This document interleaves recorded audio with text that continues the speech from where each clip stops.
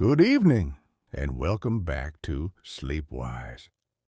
Tonight, we drift toward a story that was almost never told, because the people at its center were not supposed to speak of it, and for many years they did not.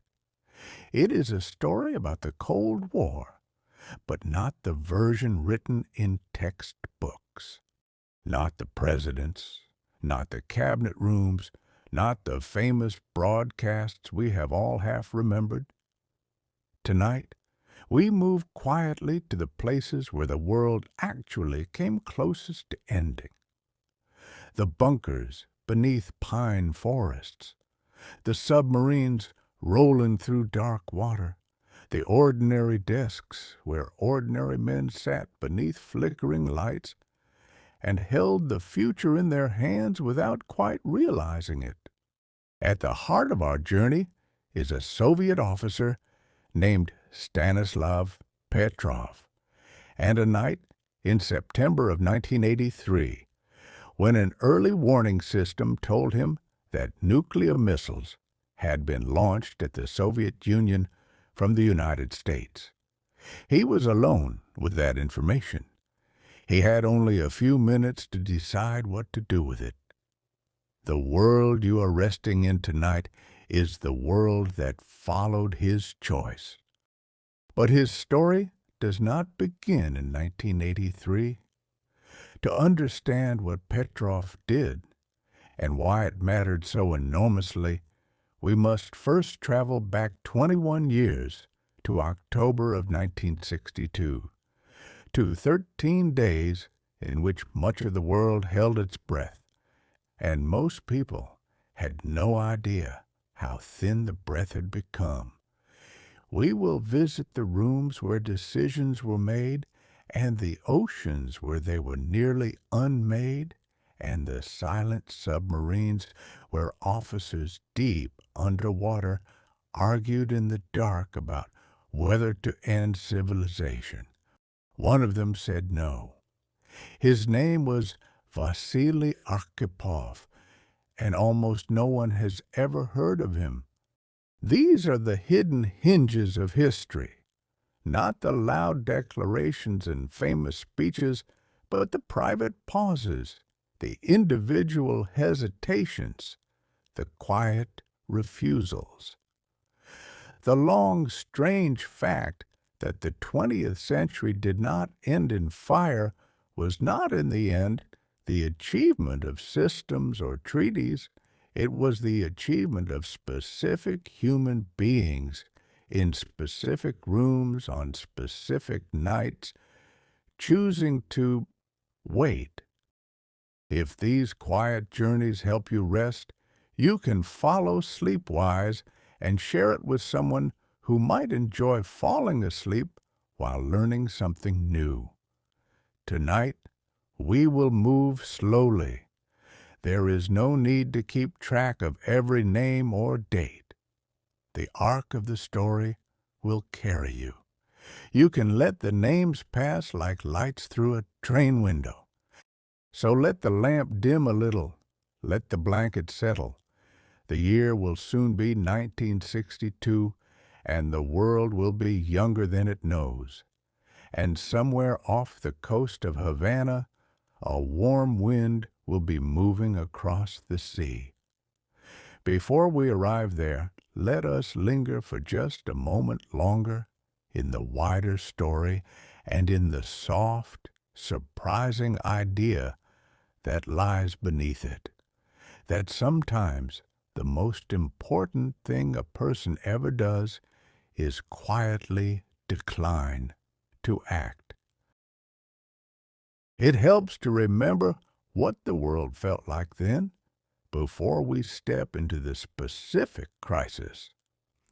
By the autumn of 1962, the Cold War had been gathering weight for nearly 2 decades.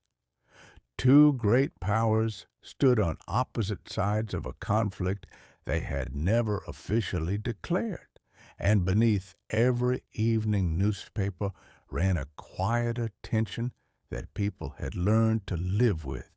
the Soviet Union and the United States were not at war, and yet the world was arranged around the possibility that they soon might be.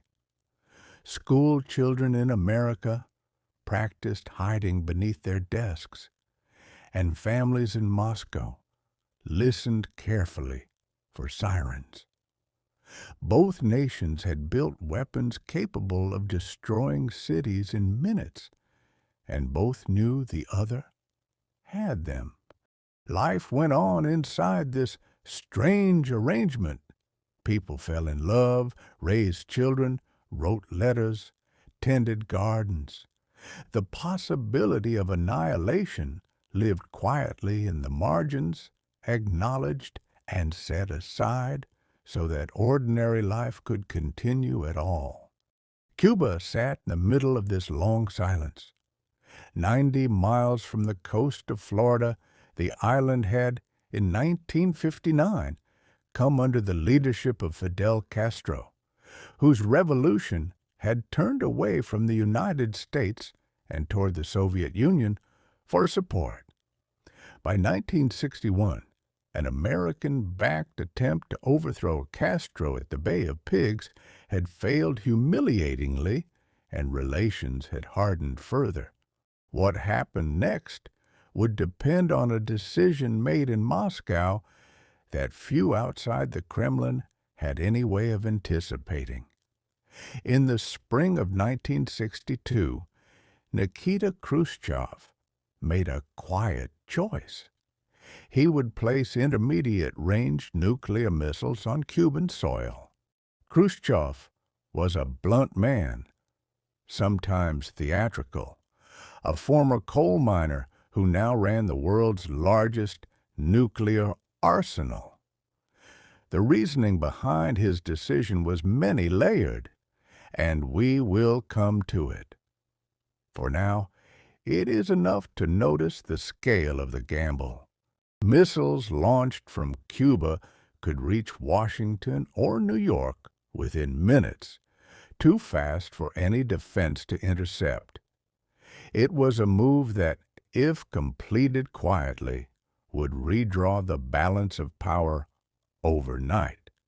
If discovered too soon, it could tip the world into the very war it was meant to prevent. On the 14th of October, 1962, an American U-2 reconnaissance plane flew high over western Cuba and photographed what its pilots could barely believe. The next day, in Washington, analysts studying the grainy images recognized the unmistakable shapes of missile launch sites under construction. The photographs reached President Kennedy's desk on the 16th.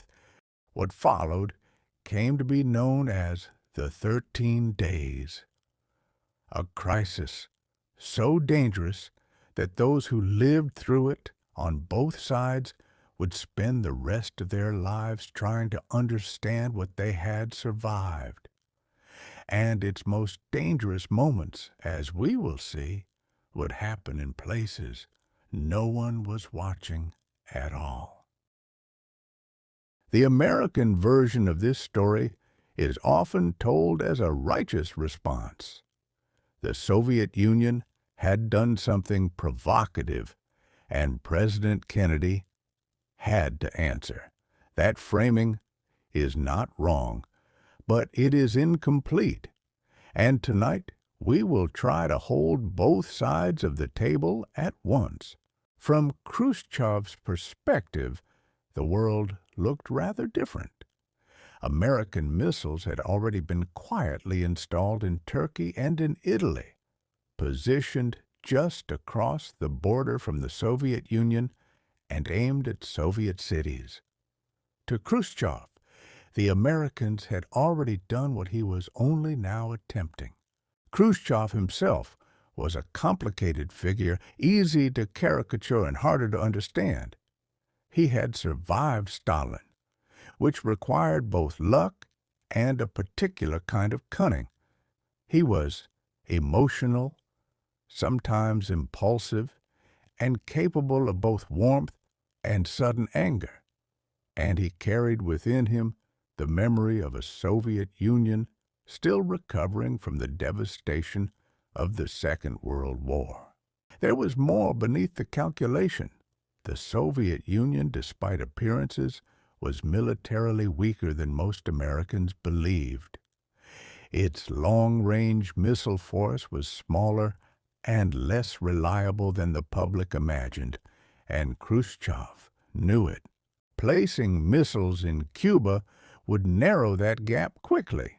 It would also, he hoped, protect Cuba itself, which he genuinely believed the United States was preparing to invade for a second time. It was a move of weakness disguised as boldness, and of principle tangled with bluff. He believed, perhaps too easily, that he could complete the deployment before the Americans noticed. He believed the missiles could be installed and then revealed, and only then would serious negotiation begin. He miscalculated in both regards. The U-2 photographs arrived earlier than he expected, and when Kennedy did discover the missiles, his response was more forceful than Khrushchev had anticipated. Two proud men, each misreading the other, had brought the world to a threshold neither had truly intended to cross. Kennedy, for his part, was a young president still shaped by the failure of the Bay of Pigs. He had been embarrassed, then humbled, and was now determined not to appear weak. His advisers were divided, some urging an immediate strike on the missile sites, others counseling patience. This is one of the unsettling lessons of history. Great catastrophes do not always require great villains. Sometimes they require only ordinary leaders, each reasoning inside their own frame, misjudging the signals of the other. For 13 days the world would hang in that misreading. Presidents would meet in Washington and in Moscow. Ships would draw closer to one another across the Atlantic. And as we will see, the closest the world came to nuclear war during those 13 days was not in a boardroom or a situation room. It was underwater, in the dark, beneath the surface of the Sargasso Sea. While the world's attention turned to Cuba itself, something else was happening in the waters around it. 4 Soviet diesel-electric submarines were making their way slowly across the Atlantic toward the Caribbean. They had left their base at Seda Bay on the Kola Peninsula in the Soviet Arctic several weeks before. These were Foxtrot-class submarines designated B-4, B-36, B-59, and B-130. They had been built for cold northern waters and were unsuited to the warm tropical seas they were now approaching. The crews did not yet know how punishing that mismatch would become. The journey south took them through some of the roughest waters in the Atlantic. Autumn storms battered the submarines as they moved, forcing them to dive often and to surface only at night to recharge their batteries under cover of darkness. For men already far from home, the Atlantic in October was not a gentle companion. Each submarine carried the usual armament of torpedoes and defensive weapons, but aboard each of them, hidden within that arsenal, was a single nuclear torpedo. Its warhead was roughly equivalent in destructive power to the bomb that had destroyed Hiroshima. The Americans did not know this. For weeks, almost no one outside the highest levels of the Soviet Navy knew the full details of what was being sent into the Caribbean. Even within the submarines, the nuclear weapons were kept under strict and unusual controls. And yet, the rules for their use were dangerously ambiguous. A nuclear torpedo could be fired only with the agreement of specific officers aboard under specific conditions. But those conditions themselves were open to interpretation. In the confusion of a crisis, interpretation is a fragile thing. Communication between Moscow and the submarines was also far more limited than one might imagine. Radio signals did not travel well underwater, so a submerged vessel had to rise toward the surface to receive orders. And rising toward the surface in hostile waters was the one thing the submarines most wished to avoid. The submarines were meant to escort a flotilla of Soviet cargo ships bringing equipment and personnel to Cuba. Their presence was intended to be invisible, a silent insurance policy beneath the waves. The United States was not to know they were there until, if ever, it mattered. What no one in Moscow had fully accounted for was the experience of being hunted. American destroyers, once alerted to unknown submarines, would begin to search the Atlantic systematically. And when they found the Soviets, they would use methods that, at depth, could be mistaken for something far more dangerous than a signal. The quietest chapter of the Cuban Missile Crisis was beginning. It would not be written on television screens or in Oval Office recordings. It would be written in the rolling dark of the Sargasso Sea, where few on Earth had any way of knowing what was happening at all. Of the 4 submarines, it is B-59 that will carry us furthest into this story. Commanded by Captain Valentin Savitsky, it was a vessel like the others, roughly 300 feet long, with a crew of around 78 men packed into its narrow corridors. Built for the cold, sent to the tropics, it had been at sea for weeks by the time it approached Cuban waters. Inside, conditions had become close to unbearable. The air temperature in the engine rooms rose above 50 degrees Celsius, hot enough that men worked in shifts of minutes rather than hours. The cooling systems, overwhelmed by the warm seawater, could not do what they had been designed to do. Fresh water was rationed to a few sips a day. Carbon dioxide levels rose steadily, thickening the air until thought itself grew slow. Crewmen fainted at their stations, and some began to experience the blurred edges of hallucination. Savitsky himself was an experienced captain, known among his men as disciplined and fair, but he had been at sea for weeks in conditions that would strain any commander, and the weight of command in a submarine is a particular and lonely kind of weight. Everything depends on the captain, and the captain in turn depends on information he may not have. And there was silence. For days, B-59 had been unable to receive clear transmissions from Moscow. The submarine carried radios meant for Soviet naval frequencies, and long-range communication in the Atlantic had grown unreliable at depth. Cut off from command, Savitsky and his officers relied on what they could pick up from the surface. They tried, when safely possible, to tune to American commercial radio broadcasts. This was their only window. on a world that might already have moved past them. On October 27, 1962, the Americans located B-59, a group of United States Navy destroyers, part of the quarantine line around Cuba, detected the submarine beneath them. They began the process of forcing it to surface.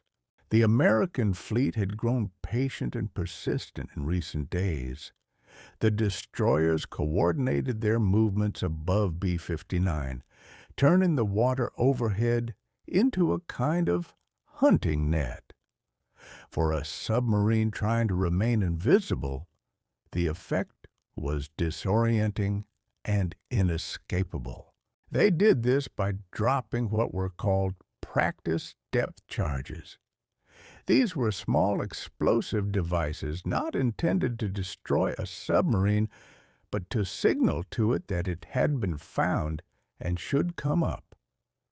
The Americans believed the message was perfectly clear. Inside B-59, the message was not clear at all. The charges struck the hull with concussive force, shaking the interior and throwing men against bulkheads. To the exhausted, overheated crew, it did not feel like a signal. It felt like the beginning of a war. Inside the pressure hull of B-59, time had begun to feel strange. The detonations overhead came in irregular waves, each one shaking dust from seams and making the lights flicker. For men whose blood was already thick with carbon dioxide and heat, each blast seemed to arrive not as a message, but as an answer to a question they had not known to ask. The interior of the submarine was a narrow steel world lit by dim red bulbs, the usual color used to preserve a crew's night vision. In that red shadow light, faces looked tired and uncertain. Every sound carried, and every tremor in the hull felt like something larger than it was. Captain Savitsky did what any captain would do in such a moment. He reasoned from the evidence he had.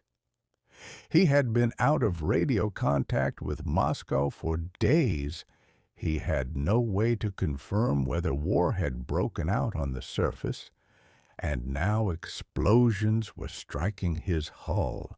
From his perspective, the simplest explanation was also the most alarming. If war had begun while they were submerged, the Americans would already be hunting Soviet vessels. Depth charges from destroyers would be exactly what one would expect. He could not know that the charges were small, practice-sized devices. He could not know that the Americans were signaling, not attacking. From inside a submarine, an explosion is an explosion. Savitsky made a decision. According to the accounts later given by surviving crew members, he ordered his officers to prepare the special weapon for use. That weapon was the nuclear torpedo, the one the Americans did not know existed. By the testimony of those who were there, he spoke the kind of words a man speaks when he has accepted something terrible. He had nearly decided that B-59 would fire its nuclear torpedo at the American fleet above them. He believed, sincerely and almost certainly incorrectly, that the war had already begun. It is worth pausing here to feel the shape of that moment. A Soviet submarine, cut off from its command, in hostile waters, under what felt like direct attack. A captain reaching a conclusion any other captain in his place might also have reached. The torpedo itself was capable of vaporizing an American destroyer and everyone aboard it. The detonation would almost certainly have been interpreted in Washington as a Soviet first strike. The American retaliation would have been immediate and general. Historians who later studied the moment have struggled to describe it without drifting toward melodrama. The closest approximation is something like this: the chain reaction that would have followed a single nuclear torpedo, launched by a single submarine crew acting on incomplete information, would likely have ended the world we now inhabit. And yet, the torpedo had not yet been fired. The order had been given, but one last step remained. In the quiet protocol of Soviet Naval Command, it required more than a single man to end the world. Soviet nuclear weapons aboard submarines were not governed by a single man's authority. They were governed by a small circle of officers, and all the officers of that circle had to agree. On B-59, that circle consisted of 3 men. The protocol had been carefully designed. It reflected, at the highest levels of Soviet command, an understanding that nuclear weapons were different in kind from every other weapon. No one man, however senior, should be able to use them alone.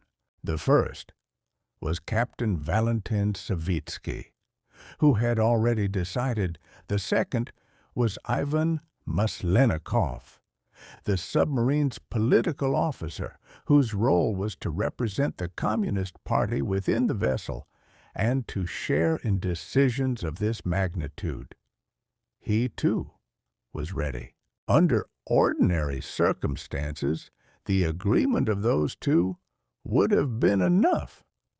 A submarine at sea, sealed within its own command, would have proceeded on the authority of its captain and its political officer. But B-59 was not sailing under ordinary circumstances. The third man in the circle was not a member of B-59's own crew. He was Vasili Arkhipov, the chief of staff of the entire submarine flotilla, who happened to be aboard this particular vessel as part of his duties supervising all 4 submarines. His presence was almost accidental, and its consequences would be enormous.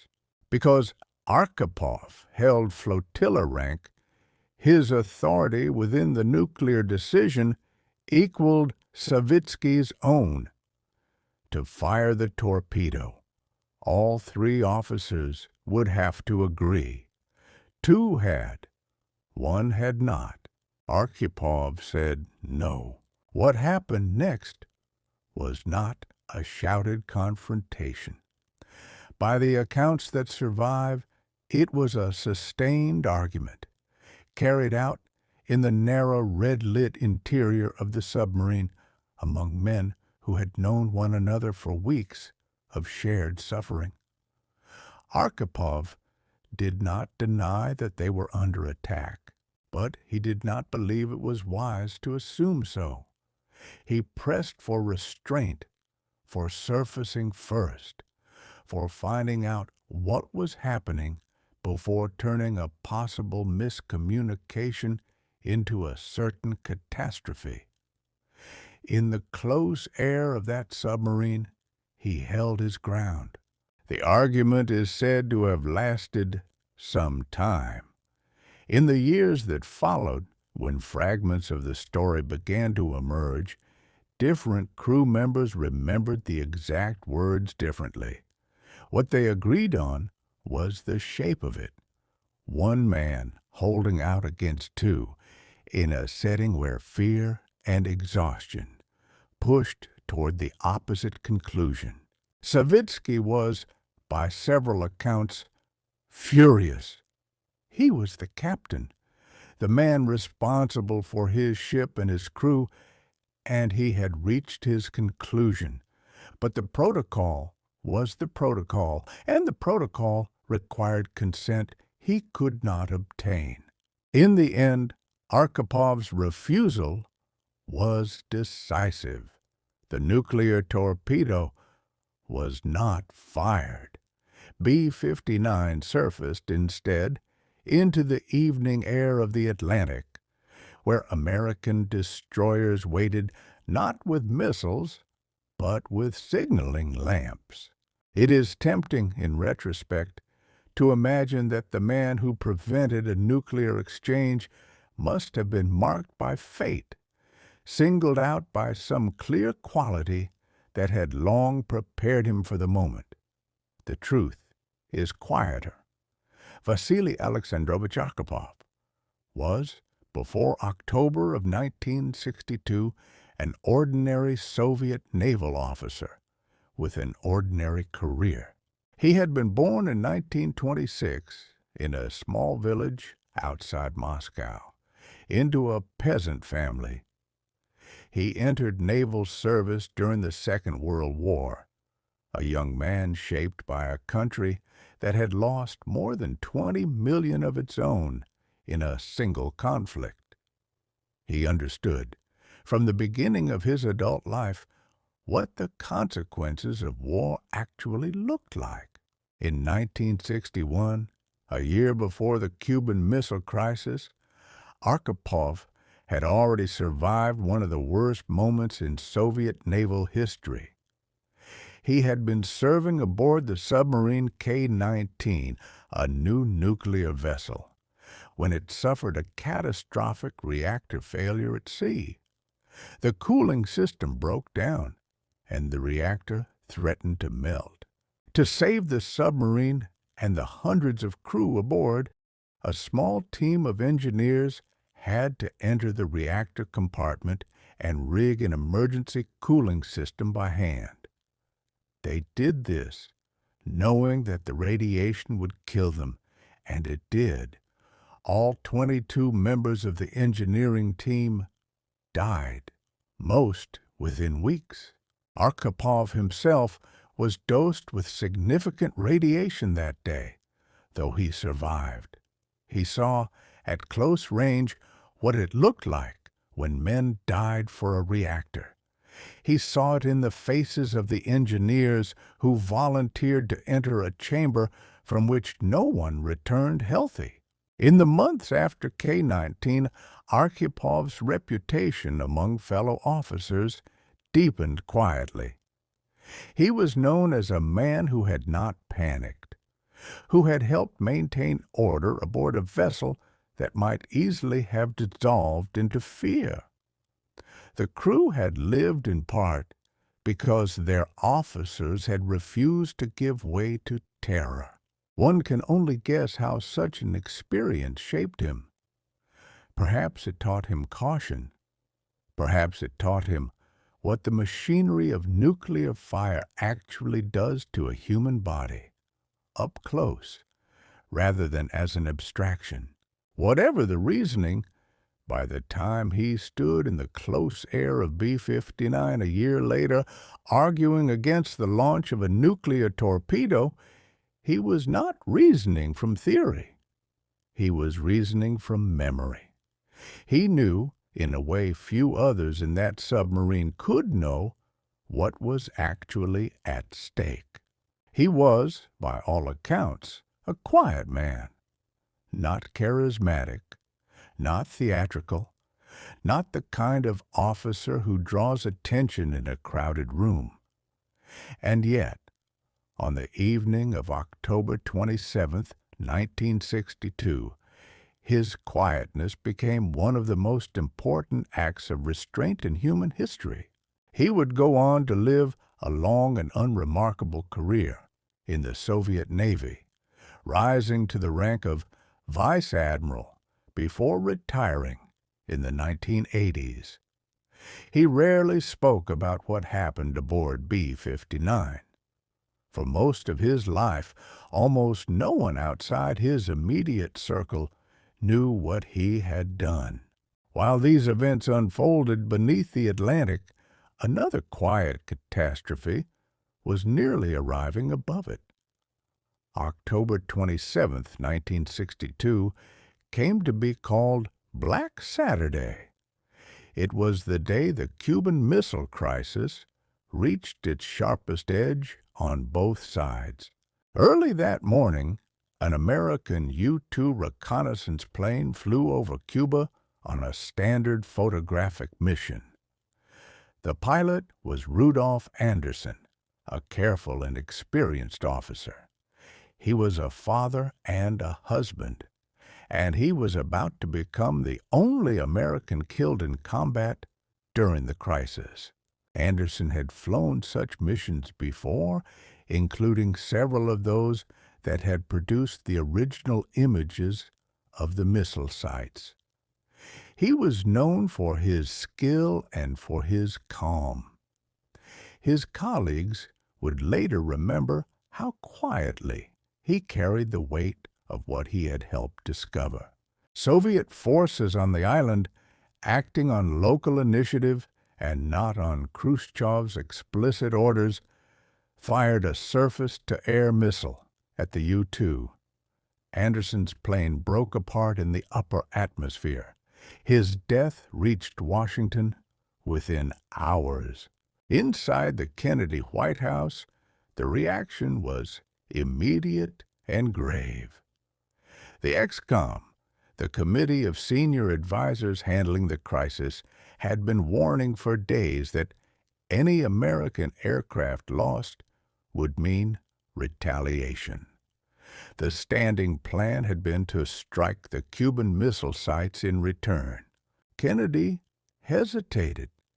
He knew that if he followed the plan, he would almost certainly begin the escalation that led to war. He also knew that if he did not, he risked being seen as weak and of losing control of the crisis. While he hesitated, his brother, Robert Kennedy, was working through quieter channels.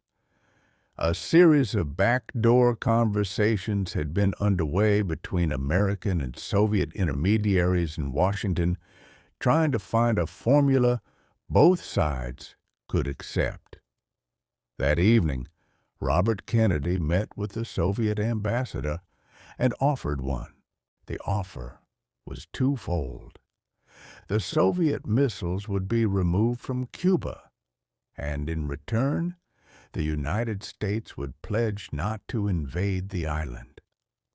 A second part of the deal, not made public at the time, was that American missiles in Turkey would also eventually be withdrawn.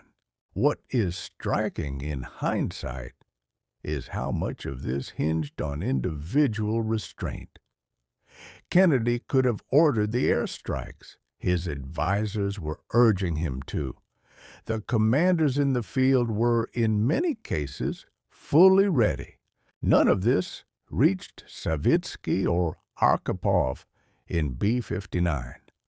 None of it reached Rudolph Anderson's family yet. For a stretch of hours that evening, neither the American president, nor the Soviet premier, nor any officer in any submarine knew for certain whether the world had already passed the point of return. The deal, when it came quietly. It would be accepted in Moscow the following morning. It would be announced to the world in phrases that carefully understated how close the alternative had been. This is perhaps the strangest part of the whole story.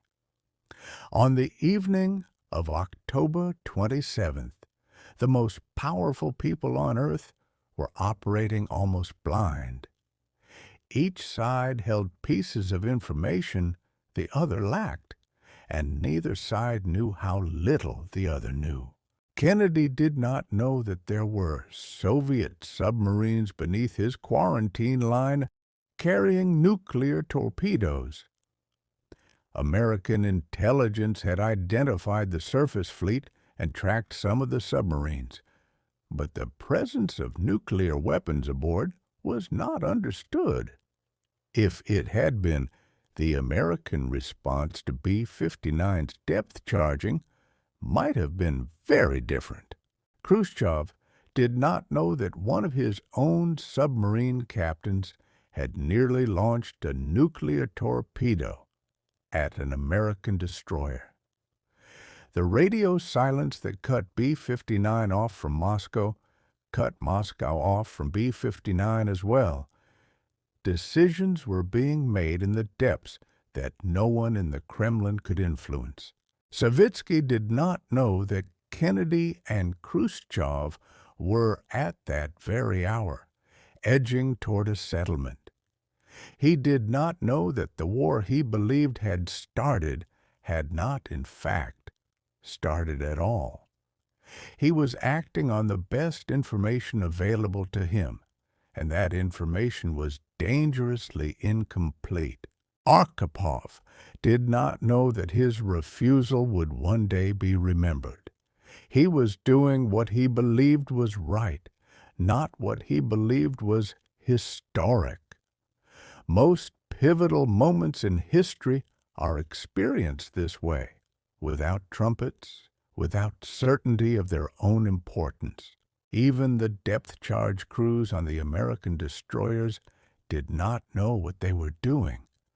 They believed they were performing a routine signaling operation. They had no idea that the sound of their small explosions was being interpreted 10 fathoms below as the opening of the Third World War.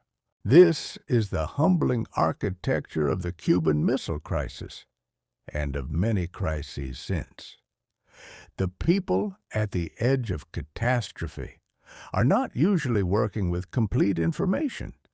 They are working with fragments, under pressure, with exhaustion pressing down on them, and fear quietly shaping every judgment they make. There is a strange lesson buried here about how civilizations actually survive.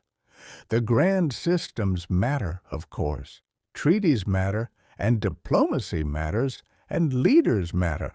But in the deepest moments, the moments that only a handful of people will ever know were moments at all, the world sometimes rests on a single person choosing not to act. On the steadiness of a quiet officer or a tired pilot or an operator at a monitoring station who looks at an alarm and decides against procedure to wait, to ask again, and to refuse for a little longer, to be sure. And yet somehow, against all of this, the world did not end.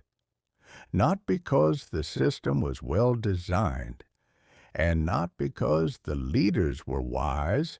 It did not end because specific human beings in specific moments chose the quieter path.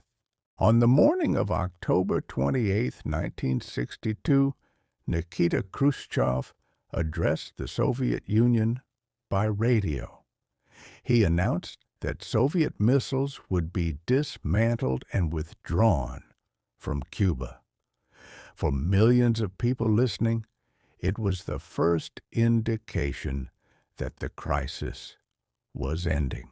In Washington, the message was received with quiet relief rather than triumph. The Kennedy administration had spent the previous night preparing for both possibilities, and the air of the White House was still thick with exhaustion. Kennedy, according to those who were present, asked to be left alone for a little while after the news arrived. The public version of the deal was straightforward. Khrushchev would remove the missiles from Cuba. The United States would pledge not to invade the island. The private version was more complicated. In his back-channel conversation the previous evening, Robert Kennedy had also conveyed a second American commitment. The 15 Jupiter missiles stationed in Turkey, aimed at Soviet cities, would be withdrawn within a few months. That second part of the deal was not announced publicly. Both sides agreed to keep it confidential, at least for a time. To the American public, it was important that Khrushchev appear to have backed down first. This shaped the way the crisis would be remembered for decades. In the United States, it was often described as a clear victory, a moment when the young president had stared down the Soviet premier and prevailed. The truth, as usual, was more tangled than the story. Inside the Soviet Union, Khrushchev's position was damaged by the outcome. Many in the Politburo believed he had embarrassed the country, and within 2 years he would be quietly removed from power.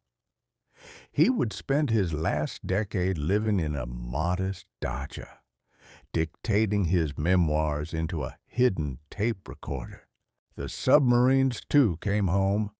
When B-59 surfaced into the evening air of the Atlantic, the first thing the exhausted crew noticed was the coolness of the breeze on their faces. Some had not breathed fresh air in weeks. The American destroyers above made no hostile move. They signaled, they watched, and eventually they withdrew, allowing B-59 to proceed on the surface. Neither side's sailors in that moment had any idea how narrowly the water beneath them had avoided becoming the site of the first nuclear weapon used in anger since 1945. The submarine traveled slowly north and eventually made the long journey back to the Soviet Arctic. The crew, exhausted and sick, returned to a country that had no idea what they had been through, and that would not know for decades. The world, in the weeks that followed, continued as though nothing extraordinary had happened. Newspapers moved on to other stories, and families planned for winter. Only a very small number of people, scattered across Washington, Moscow, and the Atlantic, understood how thin the thread had been. What Kennedy and Khrushchev privately understood about those 13 days was different from what either government admitted in public. Both men had come closer than they wanted to acknowledge, even to themselves, to beginning a war they could not win. Both carried that knowledge quietly for the rest of their lives.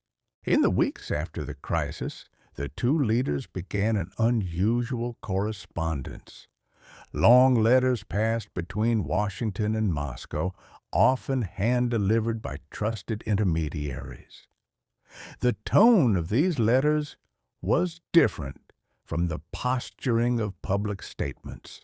They were, at times, strangely personal. Khrushchev wrote of the weight that had pressed down on him during the crisis, of the fear that one misstep by either side could have cost everything. Kennedy, in reply, acknowledged that he had felt something similar. The letters were not public documents. They were written by men who had briefly glimpsed what the end of the world might look like, and who no longer quite trusted the machinery they themselves had designed. There was no political benefit in such candor, which may be why it was possible at all. Both men now understood something they had not quite grasped before. The systems they commanded were larger and more dangerous than the men who commanded them. Nuclear weapons, once they existed, did not belong entirely to the governments that held them. Out of this chastened understanding came concrete change. Within a year, the United States and the Soviet Union installed a direct teletype line between the White House and the Kremlin, what the public would later call the hotline. It was designed so that the two leaders could reach each other in minutes rather than in hours, should another crisis arise. They also negotiated the Limited Test Ban Treaty, signed in 1963, which banned nuclear tests in the atmosphere, in outer space, and underwater. It was the first formal nuclear arms control agreement of the Cold War. It was modest in its scope, but significant in what it represented. More broadly, the two leaders began to treat each other as participants in a shared predicament. The language of public rivalry continued, of course, because both governments required it. But privately, a quieter understanding had taken hold. Kennedy would not live long enough to see most of what came next. He was assassinated in Dallas in November of 1963, barely 13 months after the crisis. Khrushchev, writing his memoirs years later in forced retirement, spoke of him with a surprising warmth. The two men had stood on the edge of something together.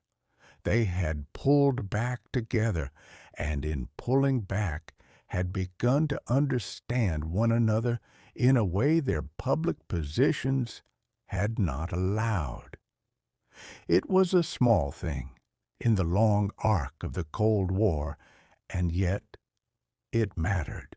For 30 years, much of what had happened during the Cuban Missile Crisis remained partially hidden.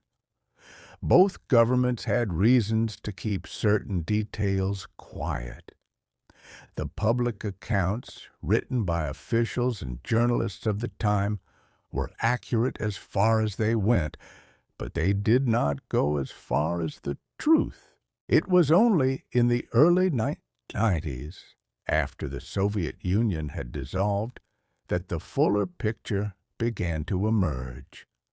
Soviet archives opened at least partially to outside historians.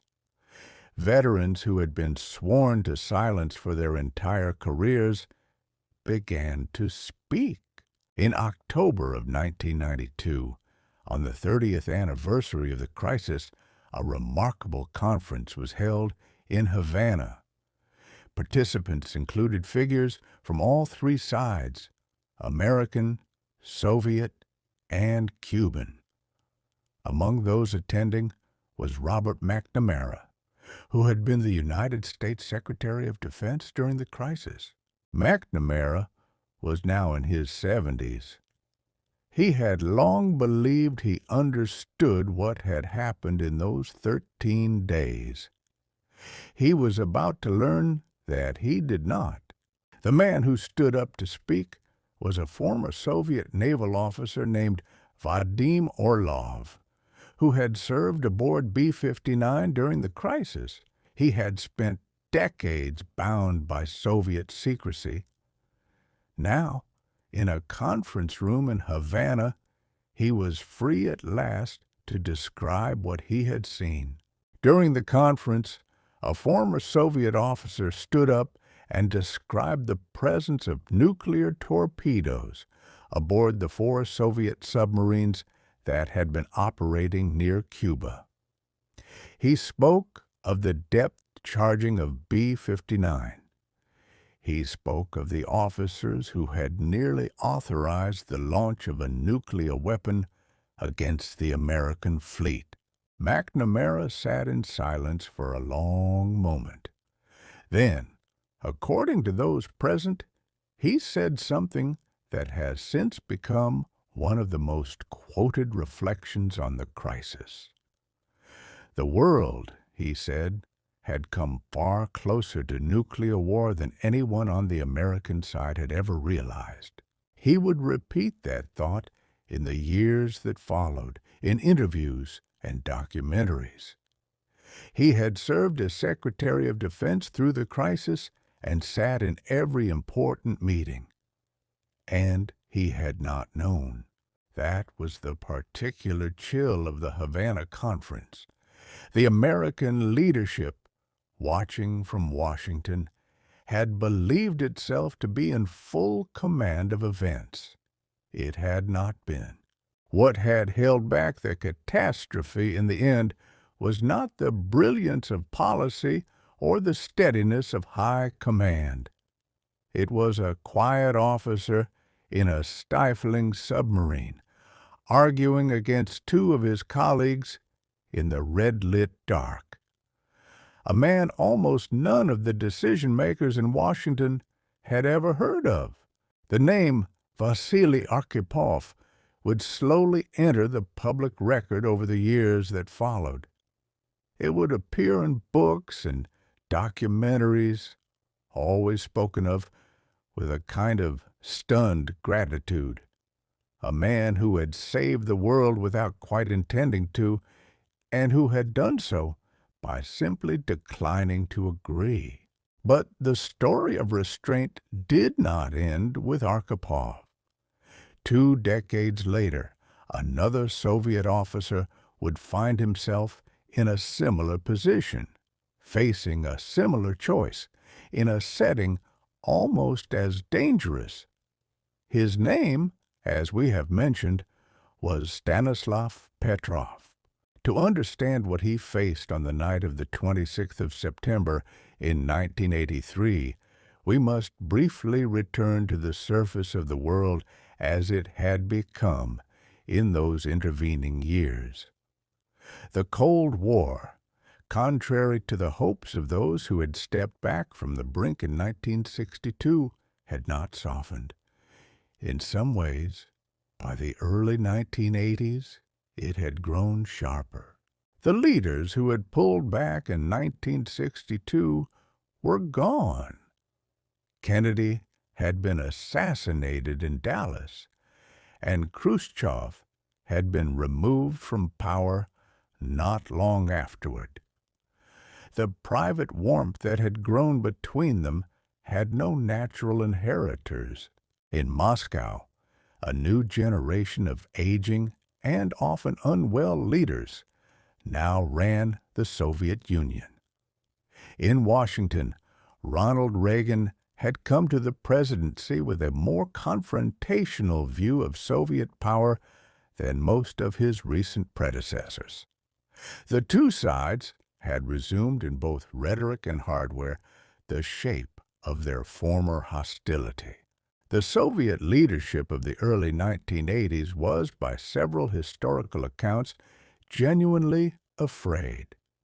Yuri Andropov, who became General Secretary in 1982, believed seriously that the United States might be preparing a nuclear first strike.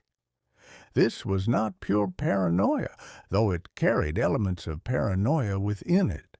Beginning in 1981, Soviet intelligence services had been tasked with watching for signs of an imminent American attack.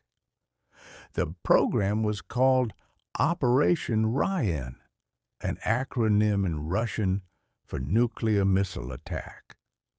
Agents around the world were instructed to report anything that looked like preparation for war. This kind of instruction shapes what people see. If you're told to look for signs of an attack, you begin to find them. Ordinary events become ominous. Routine exercises become suspicious, and the information flowing into the Kremlin tilts quietly toward alarm. Into this atmosphere, on the 1st of September 1983, fell a specific and terrible event. A Korean Airlines passenger plane, Flight 07, strayed off course into Soviet airspace over the Sea of Okhotsk. A Soviet fighter, unable to identify it clearly and fearing a military incursion, shot it down. All 269 people aboard were killed. The incident became an international sensation, with both sides using it to accuse the other of recklessness. By late September of 1983, relations between the two superpowers had deteriorated to their most dangerous point in 2 decades. That was the world into which Stanislav Petrov reported for work on the evening of the 25th. A tense world, a frightened world, a world whose most powerful governments were both already half convinced the other might strike first. Serpukhov 15 was the name of the facility. It was a reinforced bunker roughly 60 miles south of Moscow, hidden among pine forests, where Soviet officers monitored an early warning system called Oko, meaning eye. Its purpose was to detect American nuclear missiles the moment they were launched. The detection came from satellites. Oko's satellites watched American missile fields from orbit, searching for the infrared signatures of rocket engines at ignition. If the system saw a launch, it would sound an alarm, and officers would alert the Soviet General Staff within minutes. The General Staff would in turn notify the political leadership. From there, a retaliatory launch could be authorized. The window between detection and decision was measured at most in 20 minutes. Petrov was not an ordinary duty officer. He was an engineer who had helped develop parts of the Oko system, which meant he understood its internal workings more intimately than most of the men who sat at its consoles. He was on duty that night largely by chance, having taken the shift of a colleague. The evening began quietly. It was approaching midnight on the 25th of September, turning toward the early hours of the 26th.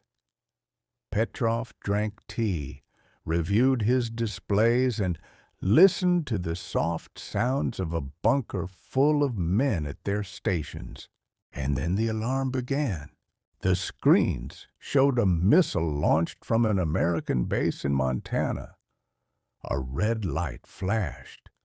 A computer voice announced the launch, and the system classified the threat at its highest possible confidence. Petrov stared. He had been trained for this moment, but training is training, and this was not a drill. The weight of what he was seeing settled on him in a way he would later describe as almost impossible to put into words. Around him, the bunker had come alive. Officers were hurrying to their stations. A siren sounded somewhere in the corridors outside. The quiet shift of a moment ago was no longer quiet. His first thought was that the launch could not be real. A genuine American first strike, he reasoned, would not be a single missile. It would be hundreds of missiles launched all at once from many silos designed to overwhelm Soviet defenses before they could respond. One missile made no military sense. It would invite a massive counterattack without achieving anything meaningful. Either the Americans were making a catastrophic mistake, or the system itself was. As Petrov hesitated, the alarm shifted. A second launch appeared on the display, and then a third, and then a fourth, and then a fifth. Within minutes, Oko was reporting that 5 American missiles had been launched from the same base, all heading toward the Soviet Union, all coming in a direction that could only mean one thing. The protocol was clear. Petrov was required to report the detection to the General Staff. The General Staff would then notify the political leadership, and the Soviet Union would have perhaps 20 minutes at most to decide whether to launch a retaliatory strike. The retaliatory strike, once ordered, could not easily be called back. Soviet missiles would leave their silos. American cities would be struck, and the United States would respond in kind. Petrov did not report what he was seeing. His later accounts described the reasoning in pieces because the moment itself did not leave room for orderly thought. He believed, on balance, that the system was wrong. He was not sure, but he was sure enough. Petrov would later say that if the number of reported missiles had been higher, he might well have reported it as a real attack. 5 missiles was, for him, too few to be believed. 500 or 5,000, and he might have reached for the phone to say something very different. There were, he also knew, checks on the Oko system. Ground radars should, within minutes, be able to confirm or deny the presence of real missiles in the sky. The difficulty was that those radars could not see over the horizon until the missiles were already close. He picked up the phone. He called his superiors at the main command center.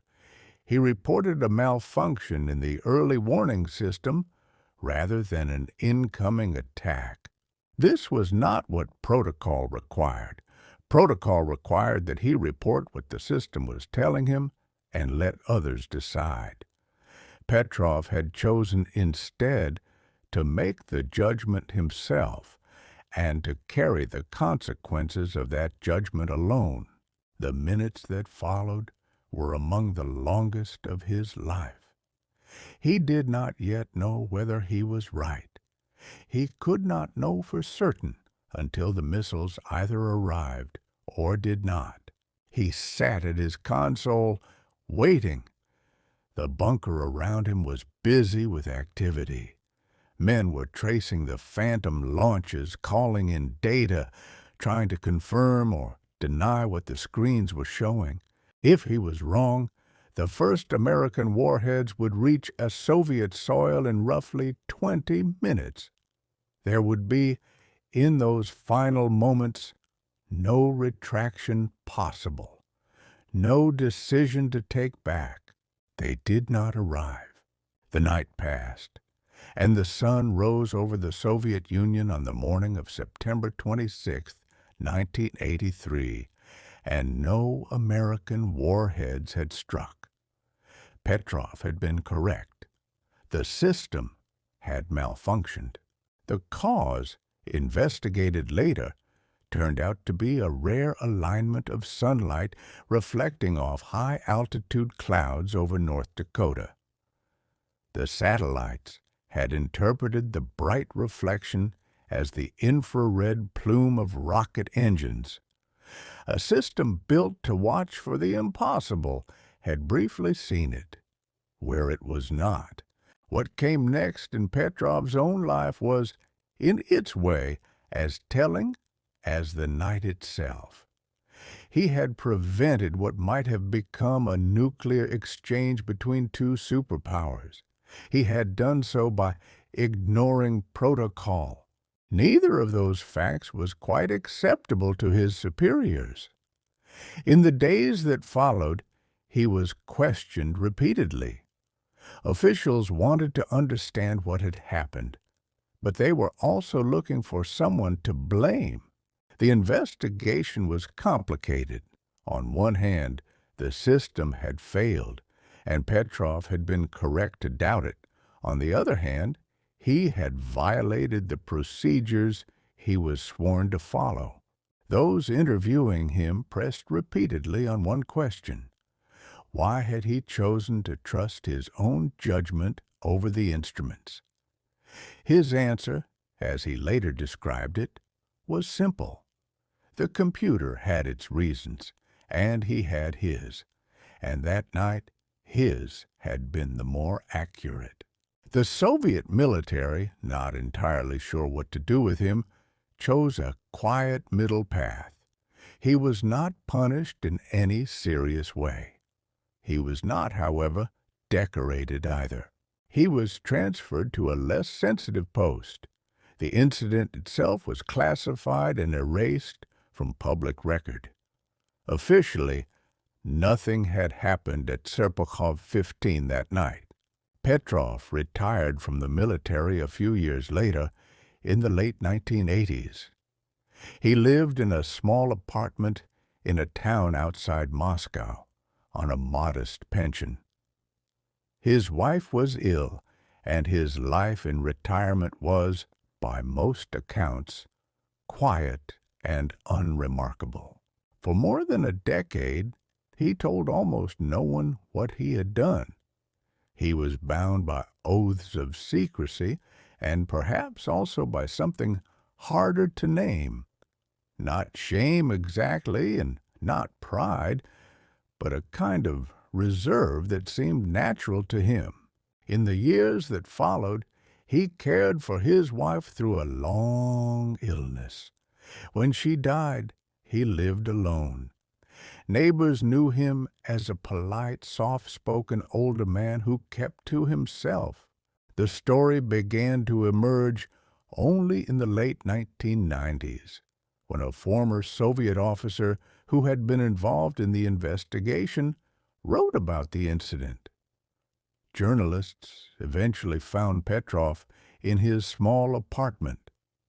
They were struck, as many would later be, by how utterly ordinary he seemed. Honors followed slowly. He received a special award from the United Nations, and he became the subject of a documentary film. He traveled in his 70s to places where he was quietly applauded by strangers. He did not seek any of this. He was uncomfortable with praise and always insisted when asked that he had simply been a man at a desk doing his best with incomplete information. He did not think of himself as a hero and was faintly puzzled when others did. He died in 2017 in the same small apartment where he had lived for most of his retirement. He was 87 years old, and his passing was reported quietly around the world by people who had never met him, but felt in some unspecifiable way that they owed him something. When the two stories are set beside one another, they begin to form a pattern. A Soviet naval officer in a submarine off the Florida coast in 1962. A Soviet intelligence officer in a bunker outside Moscow in 1983. Two men, two moments, two decisions that the world barely noticed at the time. In each case, the system seemed to demand a response that the man in the middle of the system resisted. In each case, that resistance rested not on defiance, but on careful judgment. Both Arkhipov and Petrov were deeply loyal to their country, their navy, their service. Neither believed himself to be acting heroically. They simply did not believe, in their respective moments, that what they were being asked to do was right. There are, almost certainly, other such moments we will never know about.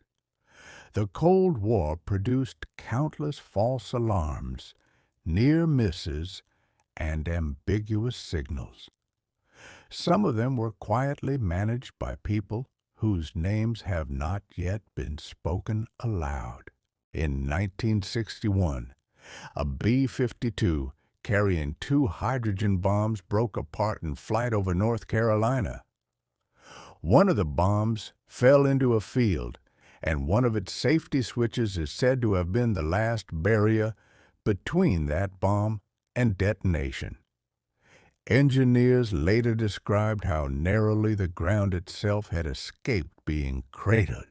In 1995, Russian radar detected what appeared to be a missile launched from Norway. It was, in fact, a scientific rocket carrying instruments to study the northern lights.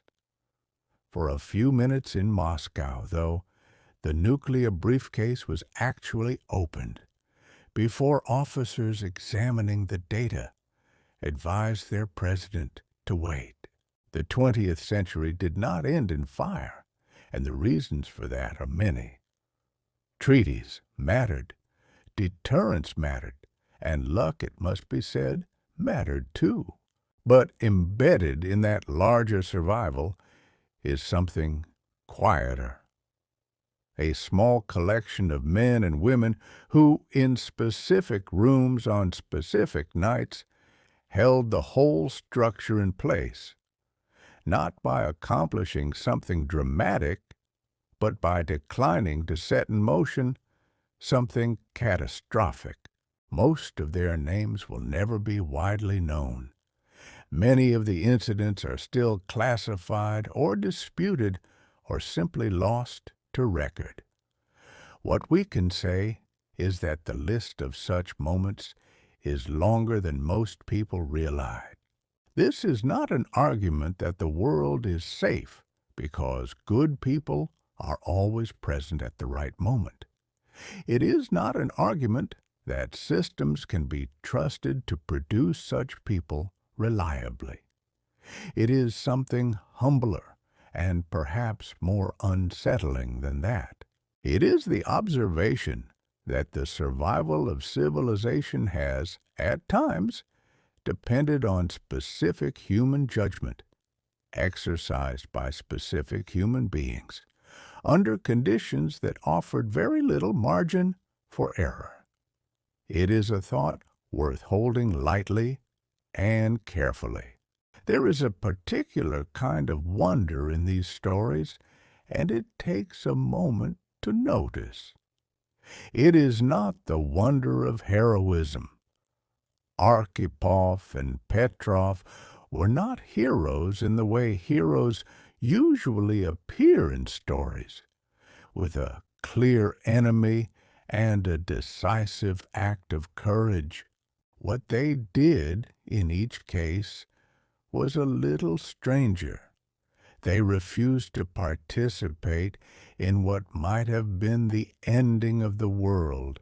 They held for a moment against the pull of events. This is a kind of courage that does not look like courage from the inside. It often feels to the person doing it like ordinary prudence. It feels like waiting, like checking, like holding off on a conclusion until the evidence is a little clearer. From the outside, in retrospect, it can look astonishing.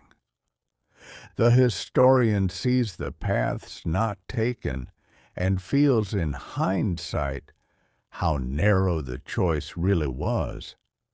But the person at the console rarely felt that way. They simply did the next reasonable thing. There is comfort in that, and also some discomfort. The comfort is that such small acts of restraint can matter enormously. The discomfort is that civilization has sometimes rested on the steadiness of people we would otherwise pass without noticing. Writers and philosophers have sometimes noticed the quiet power of people who simply decline to participate in something wrong. It is, they observe, a form of courage that rarely looks like courage. It is not the same as active resistance, but it is not nothing either. In these Cold War stories, that refusal took a technical form. Arkhipov refused the launch protocol, and Petrov refused the report. Neither man framed his choice in moral language, and both simply declined to cooperate with something their judgment could not accept. It is worth noticing how much hinged on something so modest. Neither man made a speech. Neither man stood on a stage. What they did was invisible from the outside, almost unrecognizable as action. And yet, the consequences of what they did were, in the fullest sense, immeasurable. What this suggests about the world is quietly important. We often speak of catastrophes as inevitable or as products of vast systems beyond any one person's control. These stories, told together, gently resist that telling. They suggest that systems, however large, still pass through the hands of individuals, and that those individuals, even when tired, frightened, and poorly informed, retain some small space in which to pause, to question, and to wait. It is not a guarantee that such pauses will always happen. It is not a promise that the world will always be saved in the small hours by a quiet person at a desk. But it is a reminder that such pauses are possible, and that they have, more than once in history, made all the difference. Let us return for a moment to the bunker at Serpukhov 15 on the morning of the 26th of September, 1983. Petrov is still at his console. The alarm has been quieted, and the reports of missiles have faded into the silence of a system caught in its own mistake. He is tired. He has been at his station for hours, and he will not sleep well for many nights to come.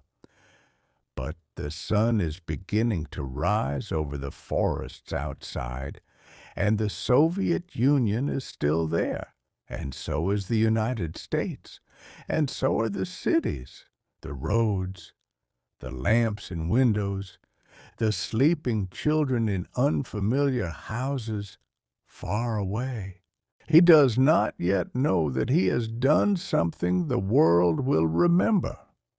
He does not yet know that decades from now, strangers will speak his name with gratitude.